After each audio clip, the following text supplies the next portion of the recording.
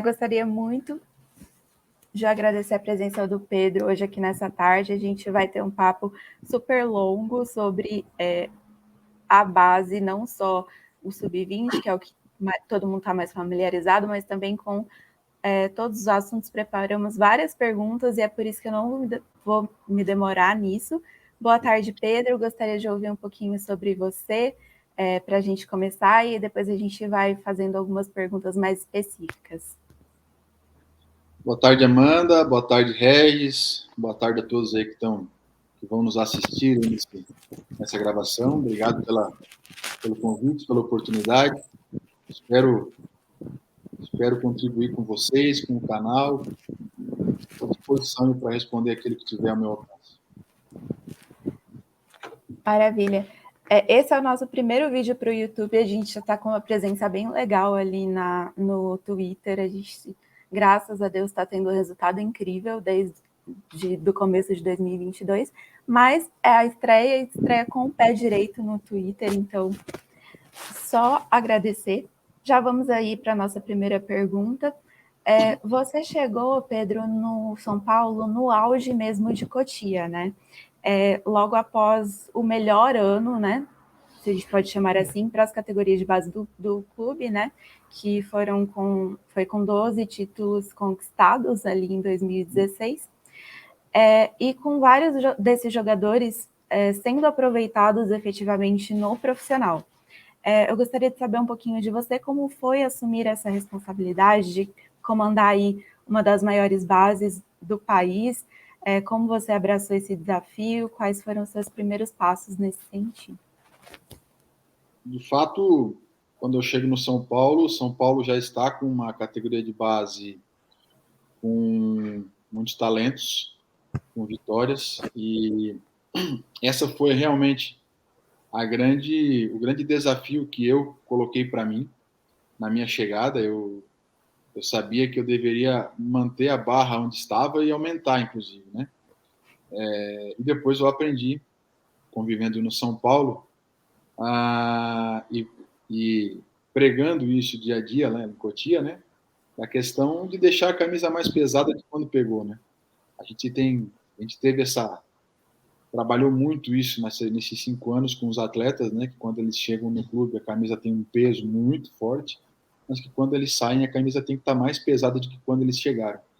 E isso, quando eu chego, a camisa realmente é o peso que é de São Paulo. Não há o que eu aqui querer adjetivar o peso da camisa, mas meu grande desafio e minha grande preocupação é realmente em melhorar aqui os gaps que possivelmente existiam, sem deixar cair as questões de rendimento desportivo também, porque vinham de títulos e a gente precisava também ganhar títulos, por mais que formação é o foco principal. A gente sabe que o título ele mascara, vamos botar essa palavra, né? Mas ele dá certa credibilidade no trabalho que a gente começa a desenvolver, né? E a gente conseguiu, sim, conquistar, já em 2017, um número expressivo de títulos. Não consigo dizer aqui o número total, não sei se foram 18, 12, 19, 15, é um número, uma dezena de títulos no mínimo, né? Mais de uma dezena de títulos, num ano único, e conseguimos manter esse nível alto aí de atletas subindo para o profissional e conseguindo dar retorno para o clube. Então, realmente, o desafio foi grande nesse sentido. Eu sou uma pessoa que eu me cobro muito. Então, naturalmente, quando eu chego ali, ninguém vai cobrar o Pedro Ismania mais do que o próprio Pedro Ismania. Então, eu me cobrava muito nesse sentido e com muito esforço, com a mão divina de Deus nos ajudando também, né? Mas com a ajuda de todos que estavam ali trabalhando, porque ninguém faz nada sozinho. Eu não fiz nada sozinho. Eu simplesmente era uma pessoa que dava direcionamento para as coisas, né? Na parte estratégica, mas os profissionais que estavam lá comigo, extremamente competentes, e descobri outros que estavam ali, de certa medida, encostados, vamos dizer assim, sem muitas funções, que com potencial enorme, e conseguir realocá-los, e que foram peças fundamentais aí nesses 5 anos de processo. Maravilha. Aproveitando o Campeonato Paulista, né, os estaduais que estão acontecendo agora, e a gente já sabe que o calendário brasileiro é bem complicado, né, para os clubes. Teve a pandemia que piorou, esse ano tem a Copa do Mundo, e a gente viu o ano passado o São Paulo se esforçar muito para conquistar o Paulistão, né, e com os jogadores da base sendo aproveitados e até se sobressaindo ali na disputa. E esse ano a gente está acontecendo de novo isso, do meio campo de São Paulo ser quase inteiro o titular, jogadores made in Cotia. Como você vê isso para o futebol brasileiro mesmo, dos estaduais, e da utilização de jogadores novos, sendo testados até, terminando a formação, assim dizemos, nos campeonatos estaduais, no caso do São Paulo no Paulista, né? Vamos lá, né? Respondendo de uma maneira macro, né? E não somente focando no São Paulo. O futebol brasileiro, ele economicamente falando, ele precisa fomentar a venda de atletas de base. Nós vivemos num momento econômico que o Brasil, a moeda brasileira, ela é desvalorizada no cenário nacional. Então, competir com a Europa, inclusive com o MLS hoje, que vem contratando atletas até da base do São Paulo, começa a se tornar uma competição desleal.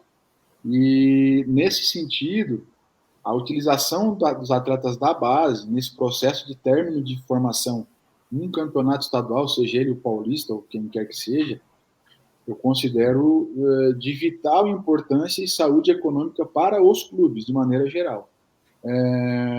A gente vê alguns clubes, poucos, mas alguns já fazendo isso como método.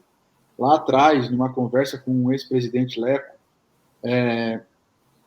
eu partiu de mim a fala de nos esforçarmos para que 50% do elenco do São Paulo seja de atletas da base.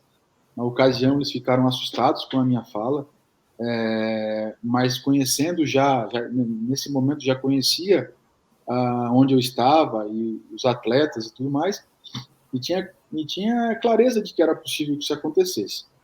Essas possibilidades elas só conseguem ser concretizadas a partir do momento da sintonia entre Barra Funda e Cotia, ou categoria de base profissional, quando a gente fala dos demais clubes, né? Porque a decisão de colocá-los no profissional, ela não parte da diretoria de base, parte da diretoria do profissional, da presidência. Então, esse alinhamento de estratégico, ele é o que faz realmente a condução do processo acontecer. Agora, a utilização de atletas da base, nesse processo de manter os clubes equilibrados financeiramente, que a gente sabe que hoje o Brasil, os clubes brasileiros, eles são desequilibrados, são deficitários, né? Por mais que tenham cotas de tudo quanto é tipo, eles continuam sendo deficitários.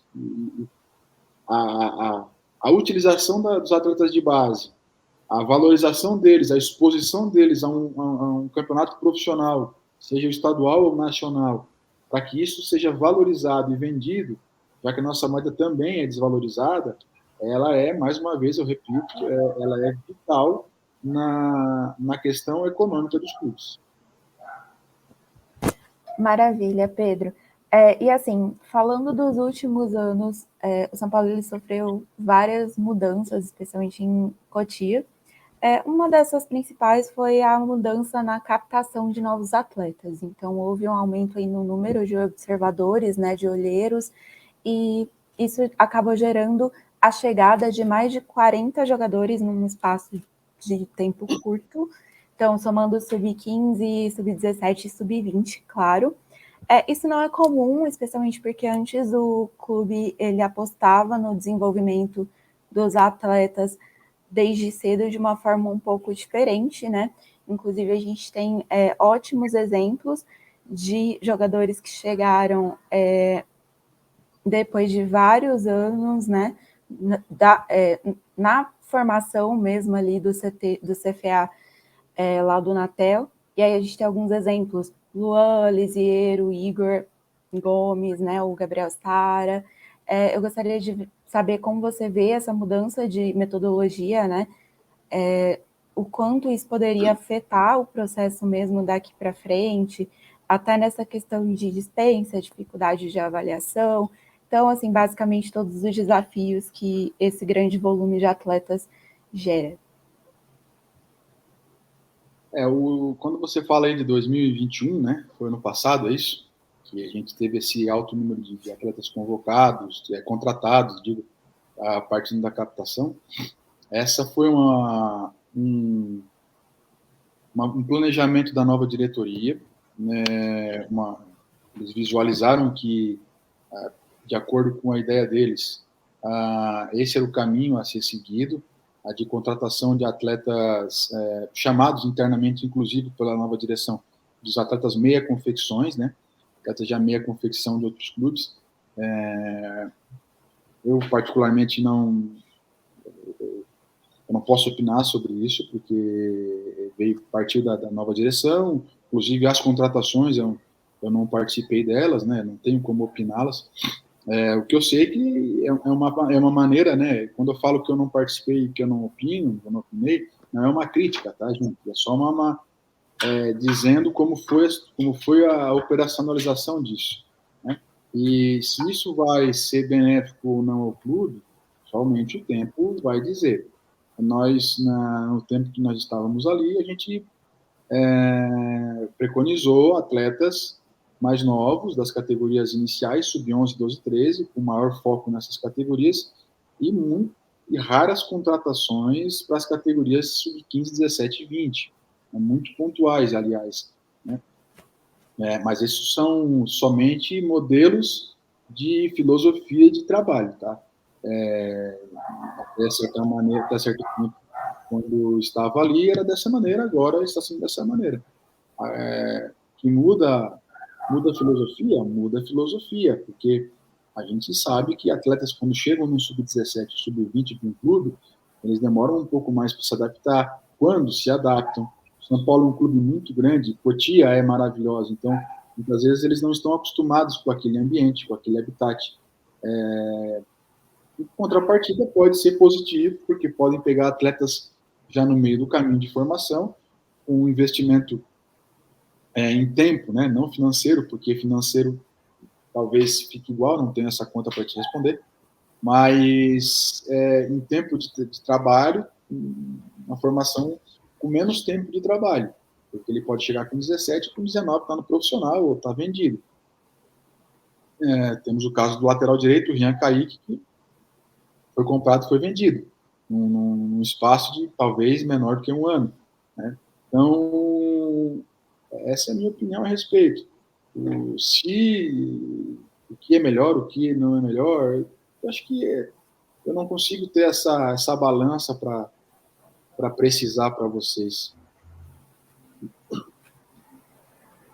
Aproveitando, eu vou até antecipar uma outra pergunta aqui sobre os contratos profissionais, né? Como era definido em Cotia, até o período que você estava participando ali, a escolha dos jogadores que já mereciam ou já tinham planejamento para assinar um contrato profissional, e como o clube adequava isso pela questão da FIFA dos 3 anos máximo para menor de 18 anos, que é bem diferente do que o São Paulo ou até outros clubes faziam dos 5 anos que era da CBF.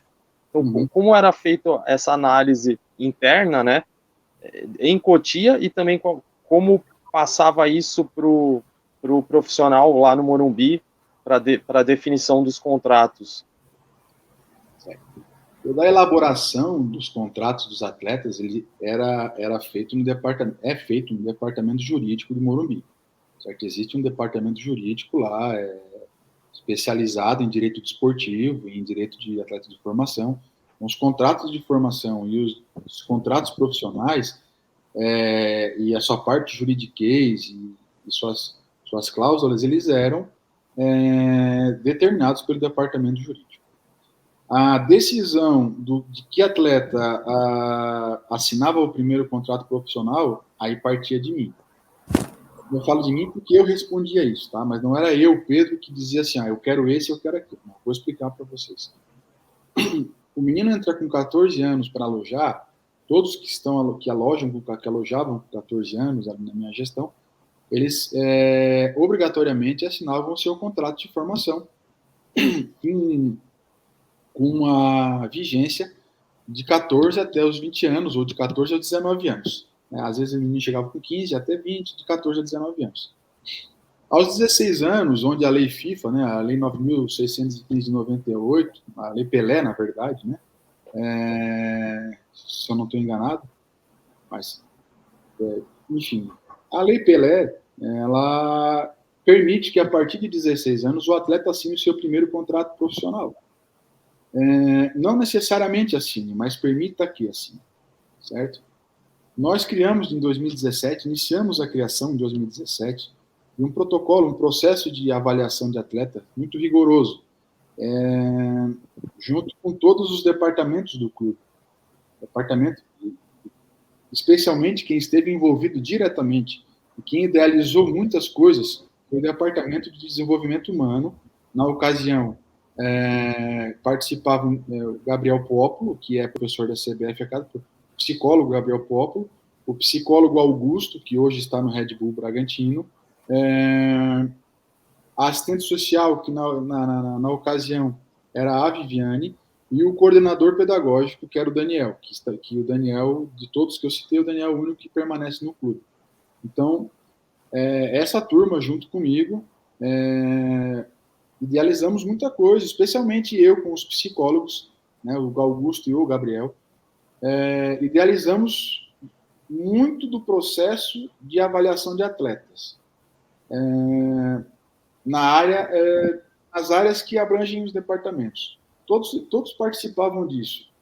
Todas as categorias participaram, dos profissionais. Do que se considerava interessante e importante avaliar em cada critério. Parte técnica, parte tática, parte psicológica, parte física, departamento médico, departamento nutricional. Então, a gente criou uma série de métricas avaliando, que faziam uma intersecção, se interligavam uma com a outra e nos davam indicadores. Esses indicadores, eles nos apontavam para uma direção. E outros indicadores apontavam para uma segunda direção. Então, nós tínhamos 2 indicadores, nos dando uma latitude e uma longitude, e nos indicavam o ponto exato de cada atleta na sua avaliação. Essa avaliação, onde todos participavam, um corpo docente de no mínimo 10 pessoas aí envolvidas, e aí eu falo do departamento de humanas, as comissões técnicas, porque um atleta do Sub-16 era avaliado pela comissão do Sub-16, a pedagogia com a escola, coordenador médico com a parte da medicina, fisiologista com a parte da fisiologia, com as análises. Então, todos esses departamentos, eles participavam desse processo, participaram do processo de construção da ferramenta e participavam do processo diretamente de avaliação do atleta, junto comigo. Eu pegava essa avaliação em reunião com a diretoria do profissional e apontava os atletas que na nossa avaliação estavam indicados para manter contrato profissional, fazer o seu primeiro contrato profissional, manter o seu contrato de formação ou discussão para liberação. Então, era um processo, um critério muito claro, muito tranquilo, retilíneo, que nos dava indicadores positivos, na verdade, indicadores claros daquilo que nós deveríamos, das tomadas de decisão que nós deveríamos ter. O contrato profissional, inclusive a gente teve alguns problemas de perda de atletas, porque o contrato tinha 5 anos, e talvez essa pergunta esteja imbuída na tua aí, essa pergunta esteja imbuída nessa tua aí. A lei nacional, né, a lei da CBF, permite um contrato de 5 anos.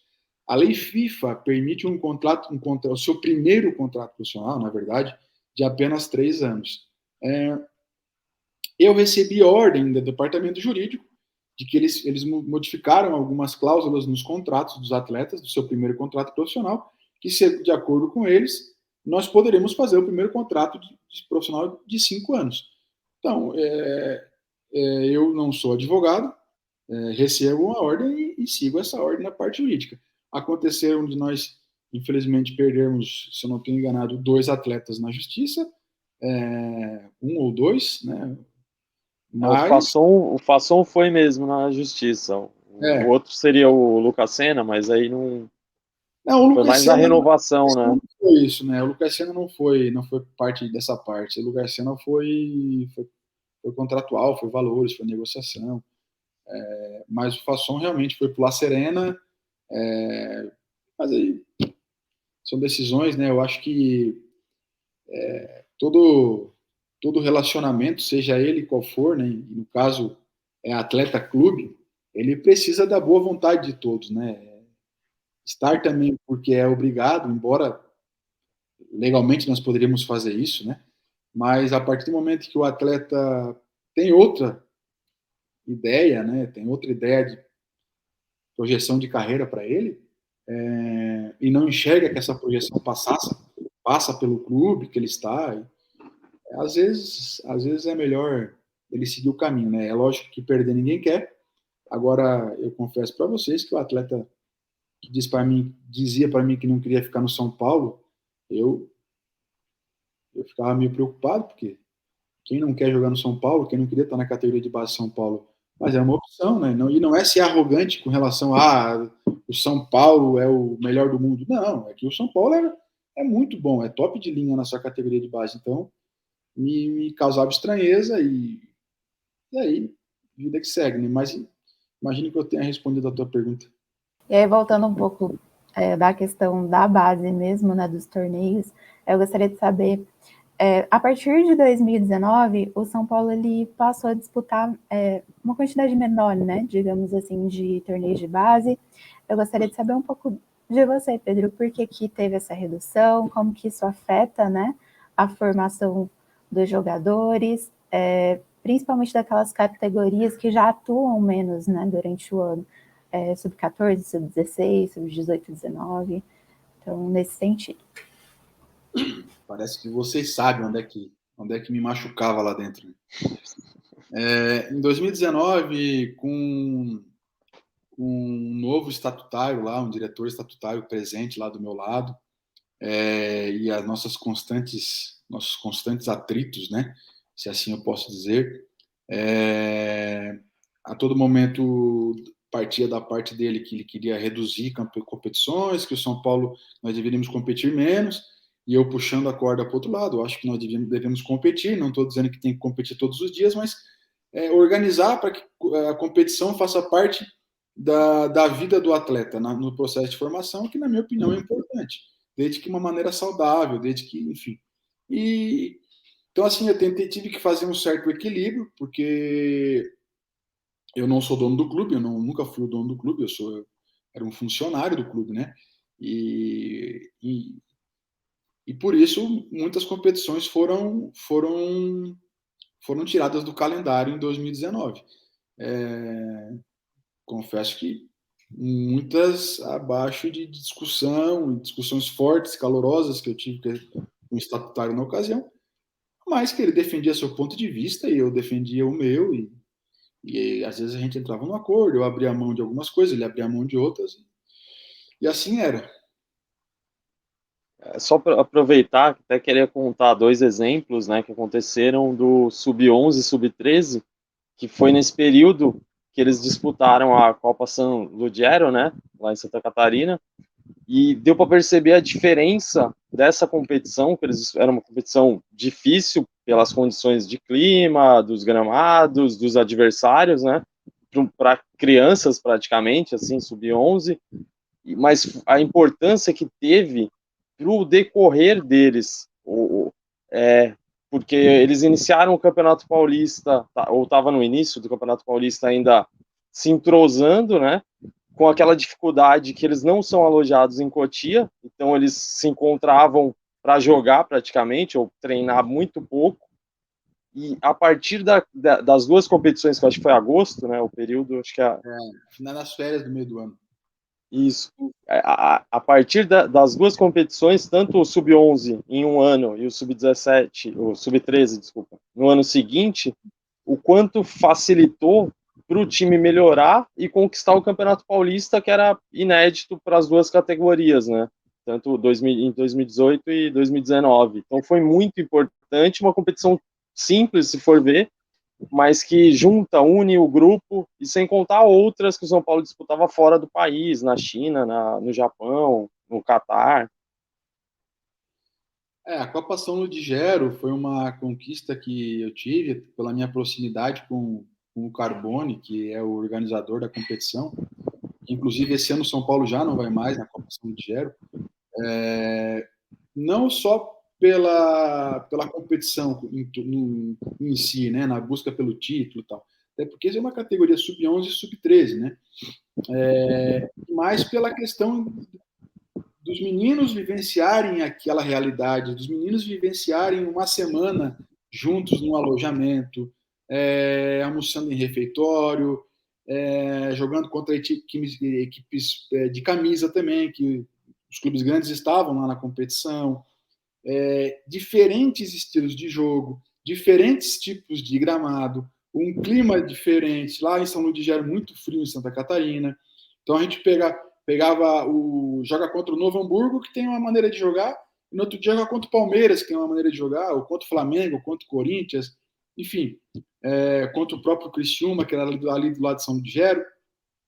Então, essa vivência amadureceu os meninos na competição.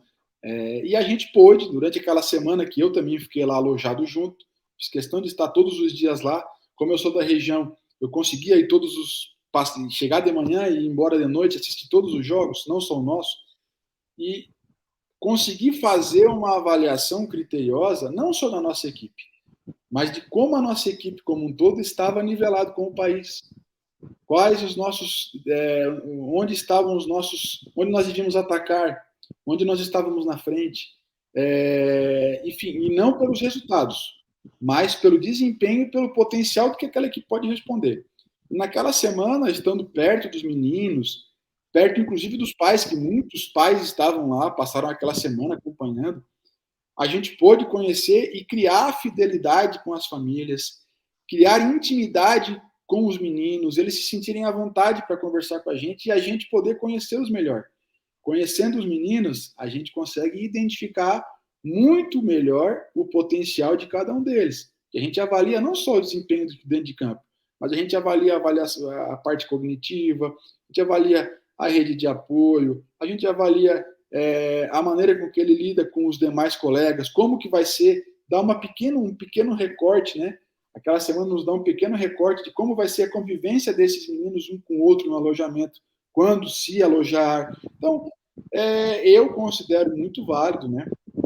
Uma competição nessas idades, especialmente onde não machuque a escola, né? Que fique nas férias, né? Então, eu acho fundamental e gostava muito da competição. Né?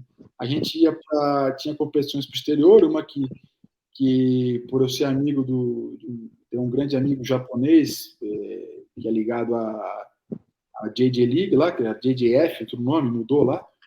A gente conseguiu levar o São Paulo lá em 2017 para o Japão disputar uma competição, onde o Anthony foi destaque da competição, né? O Anthony e o Vitinho, na verdade, naquela época, o Vitinho, naquela competição no Japão, o Vitinho foi o artilheiro e seria escolhido o melhor da competição. Aí a organização da competição chega para mim e fala: Pedro, nós já vamos dar o melhor, o artilheiro para o Vitor. E para nós o segundo é o Anthony. Você se importa de dar para o Anthony? Lógico que não. O Anthony também é o destaque. Então ambos ganharam e é só ver aí o que aconteceu depois. É muito legal ver que eles conseguiram amadurecer e usar essas experiências, as competições, essas vivências de uma maneira positiva na profissão. Maravilha, Pedro. E aproveitando para falar dessa questão de proximidade dos atletas, a gente gostaria de saber de uma pessoa que nós consideramos muito especial, né, que é o Alex. Qual você acredita que é o tamanho da contribuição de um jogador como o Alex, agora técnico, estar próximo dos atletas da base? Eu gostaria mesmo que você mensurasse aí a contribuição que ele dá para o São Paulo. É uma pergunta fácil de responder, né? contribuição é gigante. O Alex é um cara enorme.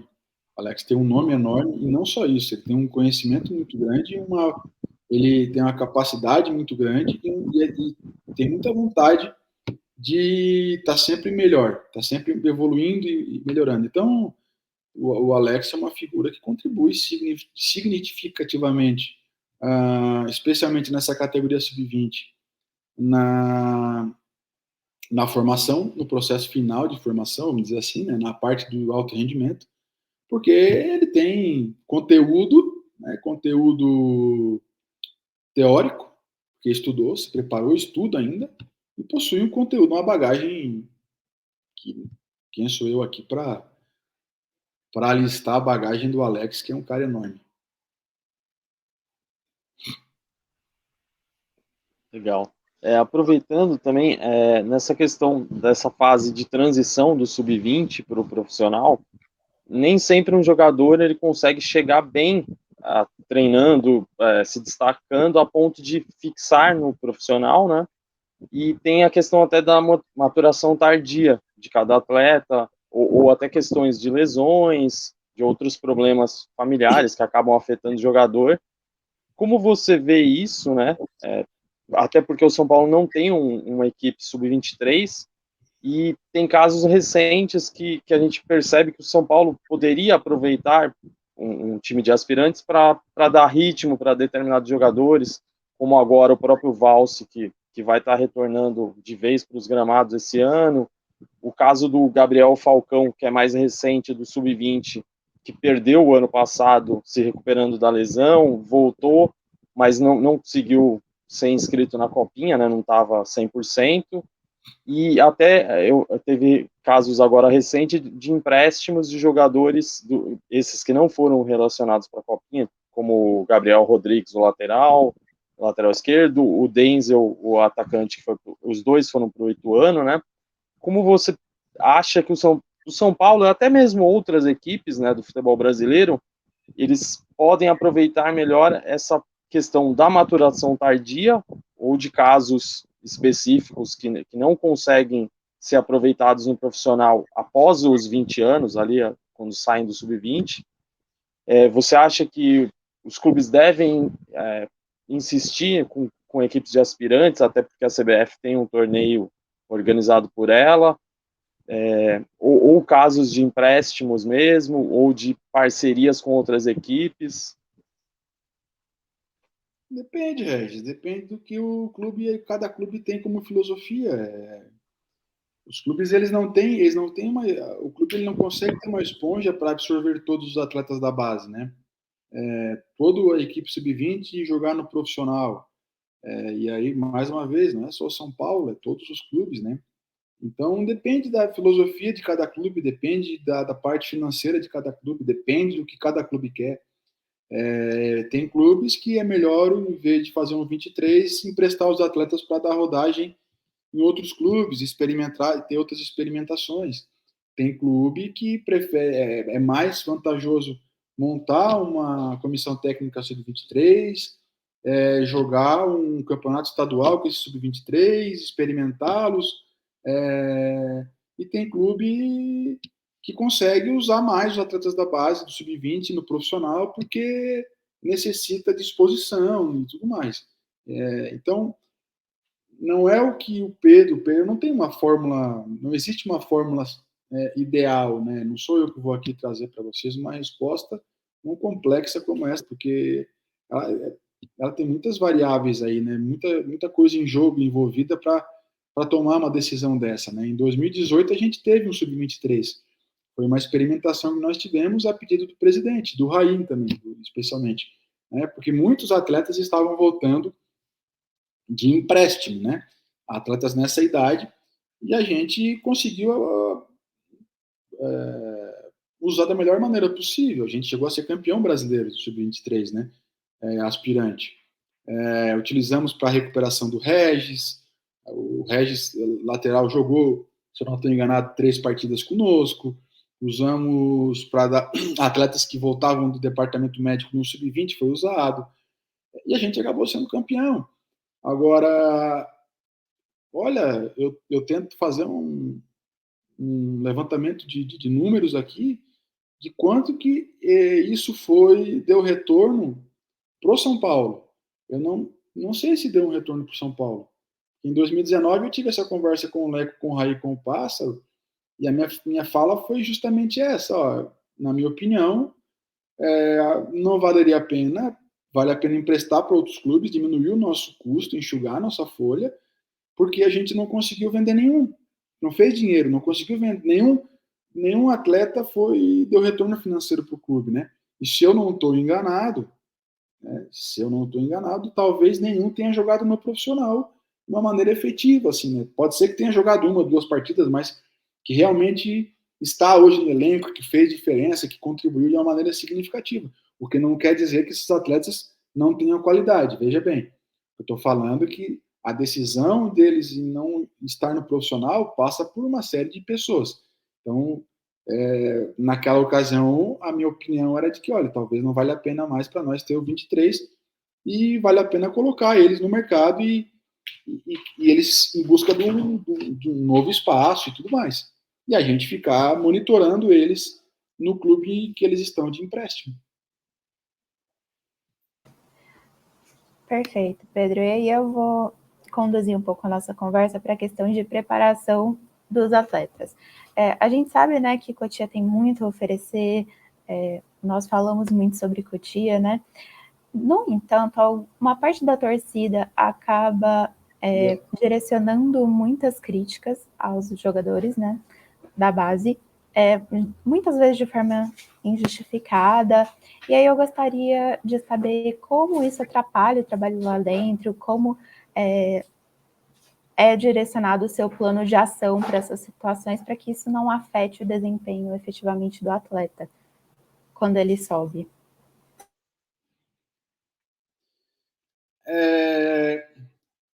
Desde a entrada desses meninos, né, o CFA com 14 anos, que a gente até chama de entrada no novo mundo aqui, né, a gente respeita as suas idades, respeita onde nós devemos atuar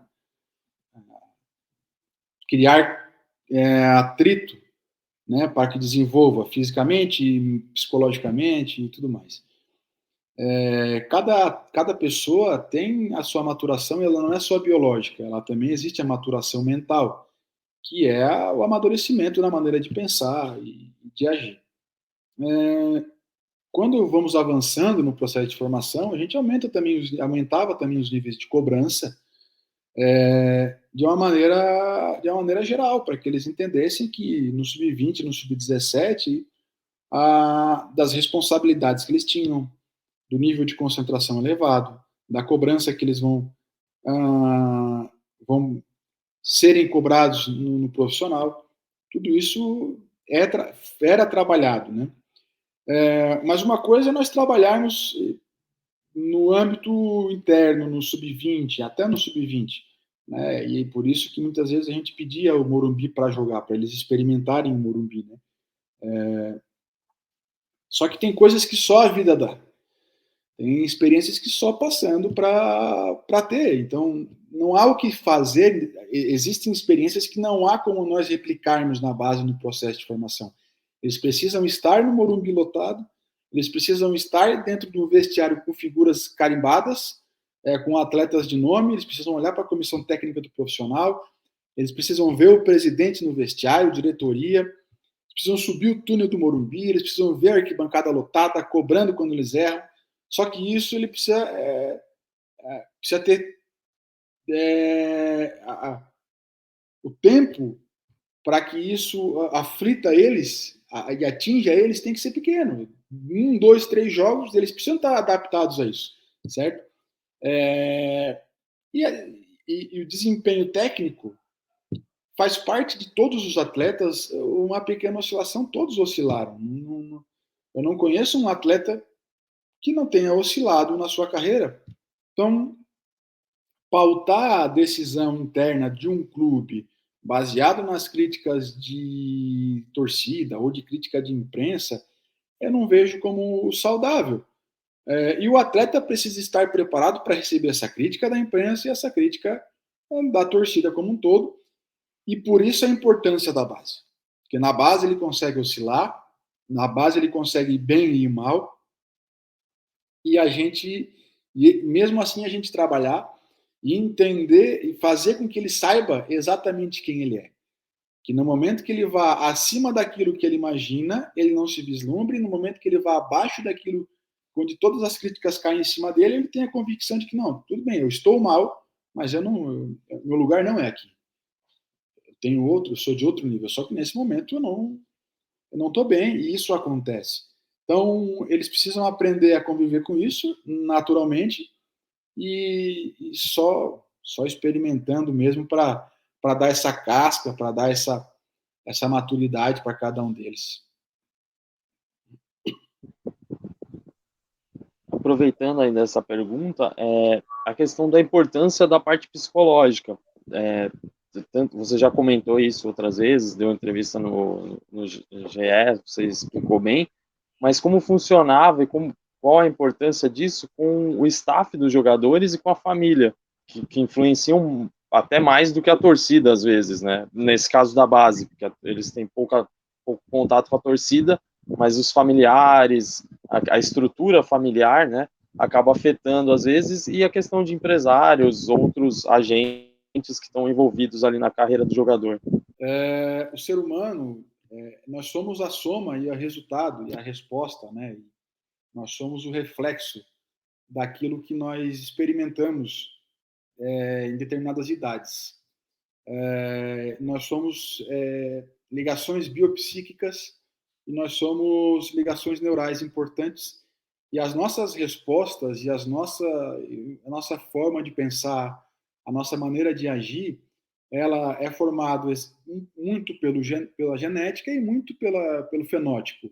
Então, assim, a atuação das pessoas, da sociedade, do seu contexto, influencia diretamente o ser humano como um todo.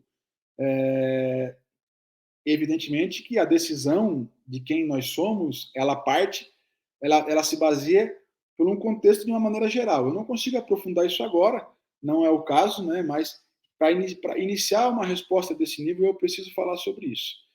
Então, quando nós estamos pensando em formação humana, e eu vou repetir, todos já sabem o que eu penso sobre isso, né? De que o atleta em campo nada mais é do que uma representação cultural daquilo que ele é fora de campo.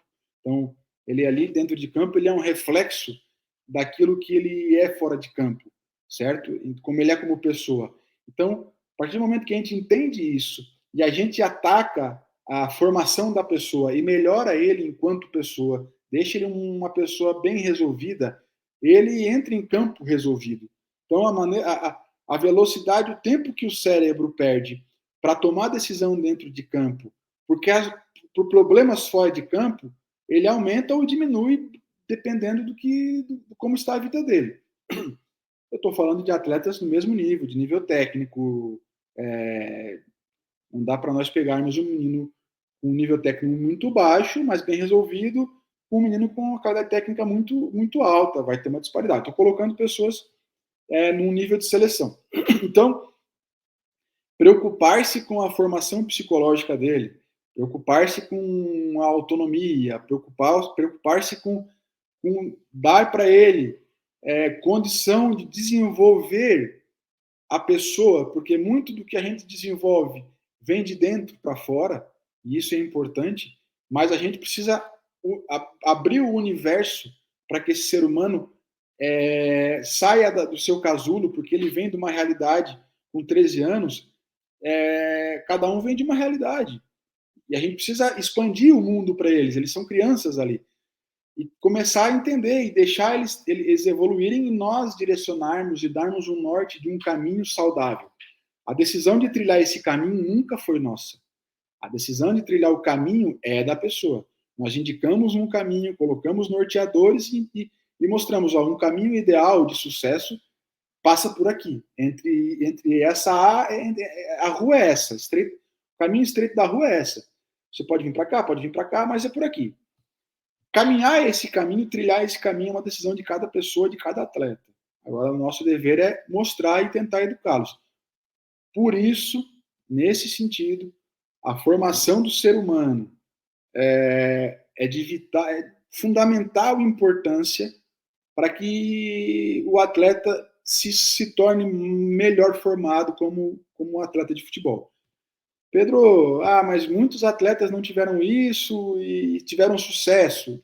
Tudo bem, realmente, mas a gente não consegue mensurar o que esses atletas de sucesso viveram, tiveram que passar, quais foram os seus traumas, quais foram as dificuldades para chegar até onde chegou.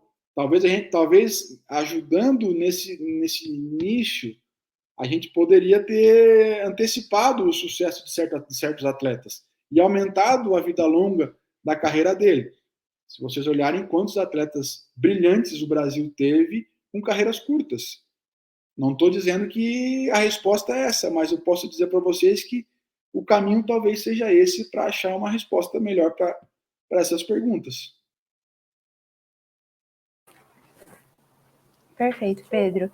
E continuando a falar de fatores, né, que podem interferir, né, no bom desempenho da base, em 2021 o CFA lá do Natel recebeu novos coordenadores.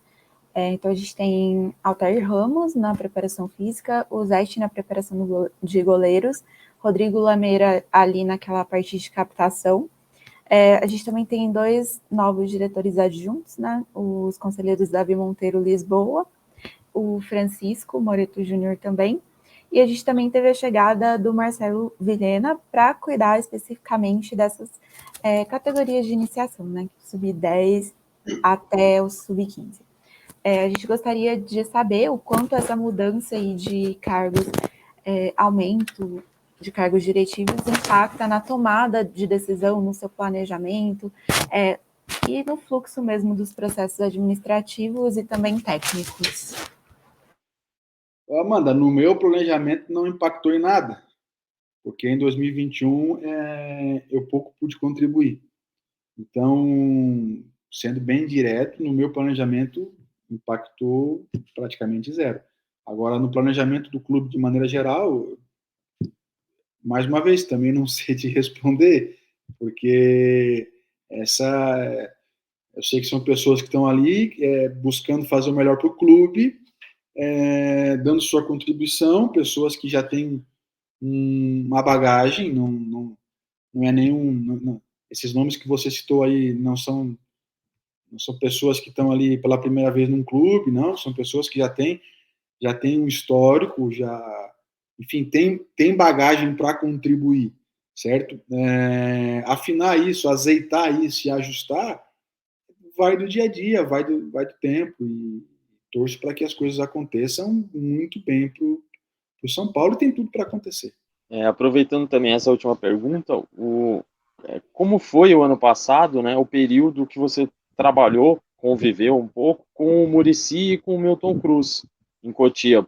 No início, quando eles foram anunciados, né, o retorno deles, de duas pessoas com muita história no clube, né, foi divulgado, eu não lembro se foi direto o presidente ou algum diretor, que eles fariam essa transição base profissional, mas não ficou claro como eles iam fazer isso, se eles iam ficar no dia a dia mais tempo em Cotia, se eles iam levar Cotia, de certa forma, os treinos da base também para o profissional, e como você teve esse contato, né? Se teve reuniões, como é que foi esse período? Se eles acompanhavam os treinos, se eles tinham conversas com profissionais do CFA, como foi isso? Eu vou te responder o que eu vi, né? Não o que eu ouvi. O que eu ouvi, eu não posso te afirmar. E aí eu não vou te cravar aqui. O que eu sei é que, com o Muricy especificamente, conversei com ele uma vez na entrevista do Alex, na Barra Funda, na verdade. Depois eu vi o Muricy na apresentação do Biasotto ali em Cotia, mas não conversei, não troquei informação com ele de nada, e muito pouco lá com o Alex, foi mais voltado ao Alex, na entrevista no Alex. E ele foi a 1 ou 2 jogos da base. Então, assim, meu contato com o Muricy é zero, não não tenho contato com ele. O contato dele é com o Biasotto direto, né, e eu vi algumas vezes eles conversando. O Biasotto sempre me disse que falava com o Muricy, mas eu diretamente não. O Milton, quando chega em Cotia, ele sempre foi muito transparente comigo, né? Ele chega em Cotia sendo um cara muito agradável para mim ali. O Pedro, cara, eu vim aqui para ajudar, não estou para atrapalhar, não estou aqui para pegar o teu lugar. Milton, cara, não tenho preocupação nenhuma com isso, estou aqui para fazer o que o clube precisa.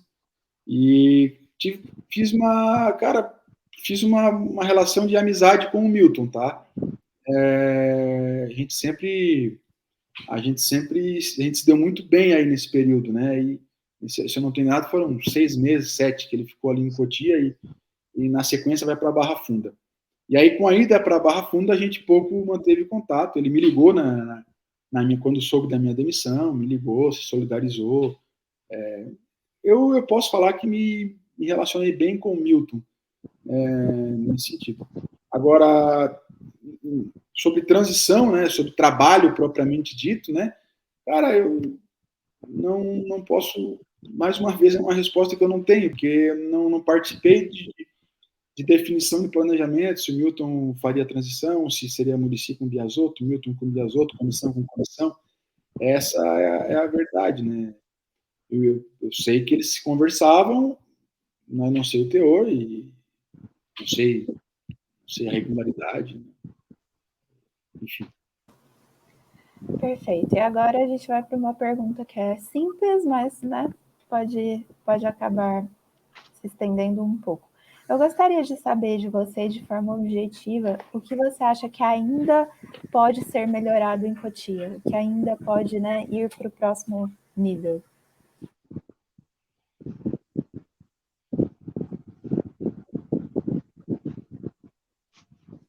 Pensando sobre isso, tem muita coisa boa em Cotia. Tem muita coisa boa e tem muita coisa para melhorar.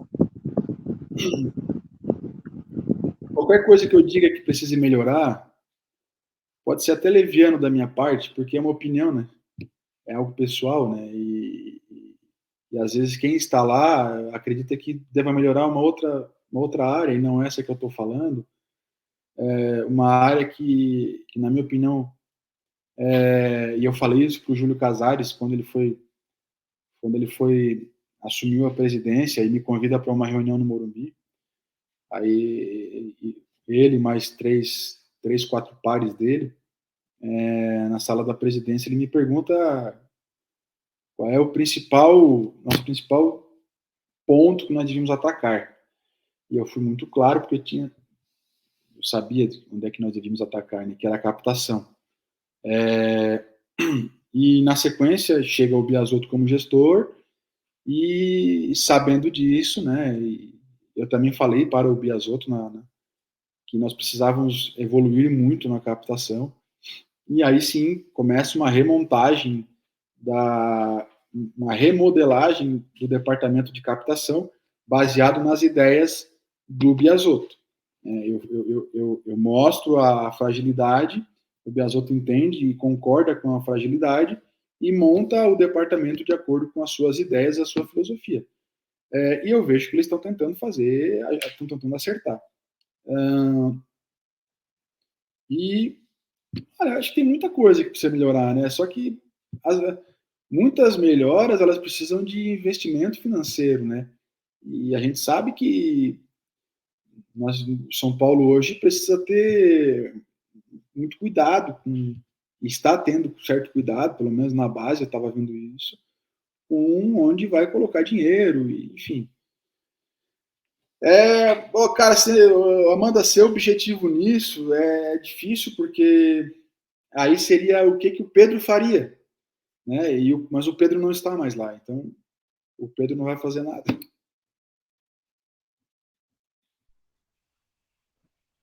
Antes do São Paulo, você trabalhou 4 anos no Criciúma, né? Já nessa parte de preparação física, de preparador de goleiros, e no Figueirense foram 8 anos.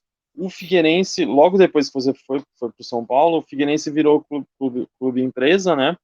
não deu muito certo pela questão do investidor que eles tinham na época, a forma do contrato, e muita coisa mudou de 2007, 2018 para cá, e inclusive com a lei da SAF, que foi aprovado ano passado, e hoje a gente vê vários clubes brasileiros tentando virar clube empresa, né, já seguindo essa nova lei.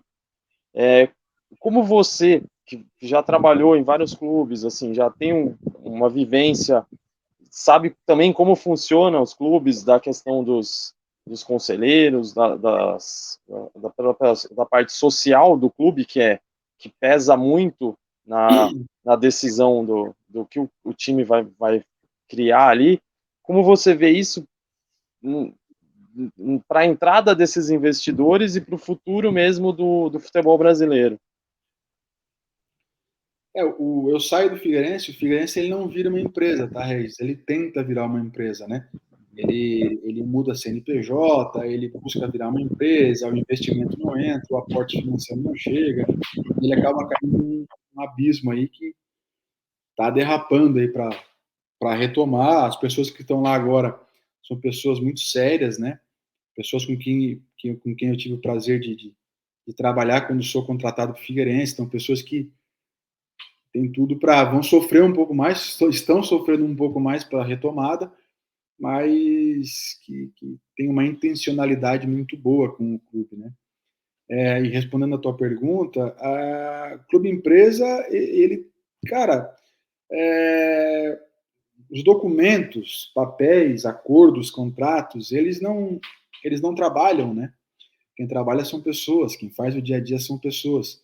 Então, ou empresa, ou clube empresa e clube associativo, depende muito da organização de ambos, né?